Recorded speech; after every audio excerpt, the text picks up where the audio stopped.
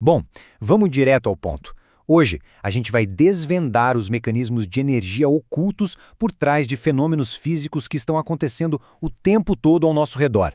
Sabe o gelo derretendo no copo ou o orvalho da manhã nas folhas? Pois é, existe uma mecânica invisível e fascinante operando aí sem parar. E é exatamente essa arquitetura silenciosa da natureza que a gente vai explorar agora nessa nossa análise.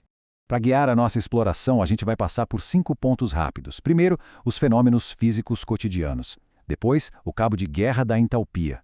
Em seguida, a energia da água. Na sequência, como ler a curva de aquecimento. E para fechar, vamos mapear as faces da matéria. Vamos lá? Ponto 1. Fenômenos físicos cotidianos. A ciência no mundano. Pensa no orvalho repousando nas folhas de manhã cedo. Ou então naquela umidade que condensa do lado de fora de uma lata de refrigerante bem gelada. Esses são clássicos absolutos do nosso dia a dia, né? E o que a gente precisa ter em mente logo de cara é que essas são transformações puramente físicas. Elas são totalmente impulsionadas pela troca de energia e não por reações químicas. A substância ali é água o tempo todo, do começo ao fim. A conformação dela só muda porque a energia do ambiente forçou essa transformação. Ponto 2. O cabo de guerra da entalpia. Absorvendo versus liberando energia. E tem um nome bem específico para essa força invisível, a entalpia. A gente geralmente representa isso pelo símbolo ΔH, e dá para pensar nela basicamente como o conteúdo de calor de um sistema. É a entalpia que comanda um verdadeiro cabo de guerra lá no nível microscópico. Sabe, é quase como se fosse uma espécie de distanciamento social molecular. A energia que entra no sistema tenta empurrar as moléculas para longe umas das outras, enquanto a falta dessa energia permite que as forças de atração juntem tudo de novo. É literalmente uma batalha constante. Isso ilustra muito bem as duas direções opostas que essa energia pode tomar. No processo endotérmico, ali à esquerda, onde o ΔH é maior que zero, o sistema absorve energia com muita força. Isso cria uma agitação térmica que afasta as moléculas, exatamente o que rola na vaporização. Agora, no processo exotérmico, à direita, com o ΔH menor que zero, a coisa toda se acalma. O sistema libera energia para o ambiente, as moléculas relaxam e se aproximam de um jeito bem estruturado. É o que acontece quando um líquido solidifica, por exemplo. Ponto 3.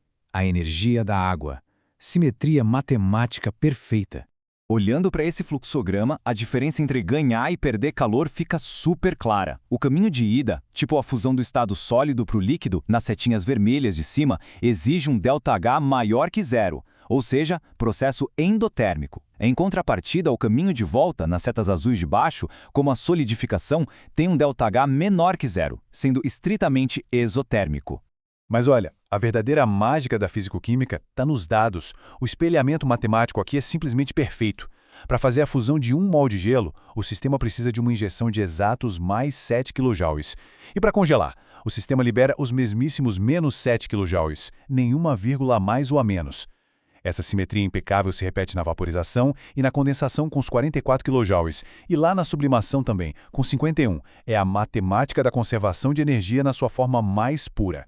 E se a gente for um pouco mais a fundo, os valores da entalpia de formação da própria água revelam muita coisa. A água líquida tem uma entalpia de formação de menos 286 kJ por mol. Na forma gasosa, esse valor muda para menos 242. Fazendo as contas, a diferença dá exatamente mais 44 kJ por mol, que, olha só que conveniência, é exatamente a energia que a gente acabou de ver que precisa para vaporizar a água. A contabilidade do universo não falha nunca. A regra de ouro aqui é: quanto mais compacto e organizado for o estado físico de uma substância, menor vai ser a energia inerente dela.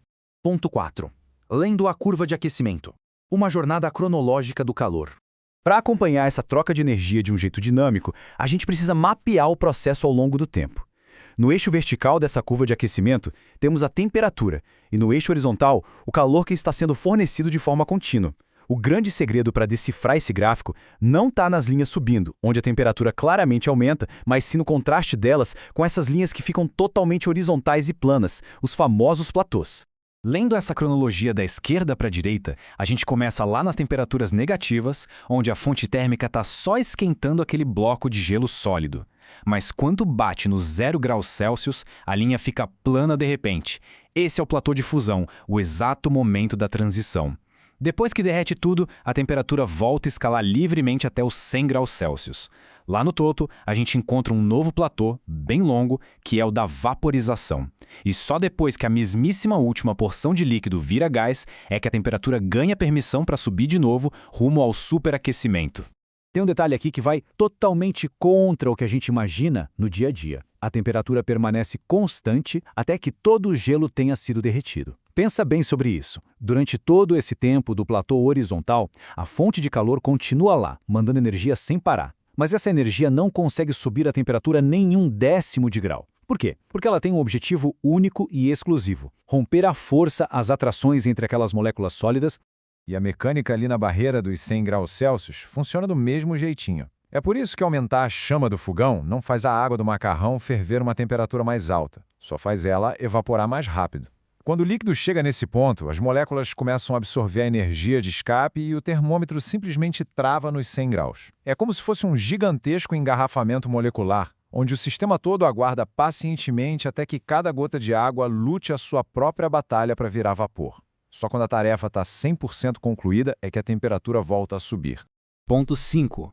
Mapeando as faces da matéria. O resumo final. Nesse diagrama estrutural, a mecânica inteira fica super evidente.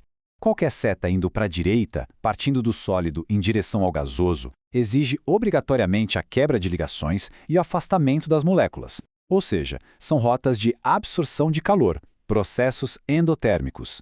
Por outro lado, as setas voltando para a esquerda marcam o agrupamento das moléculas, o que significa devolver energia para o ambiente. Esses são os caminhos exotérmicos.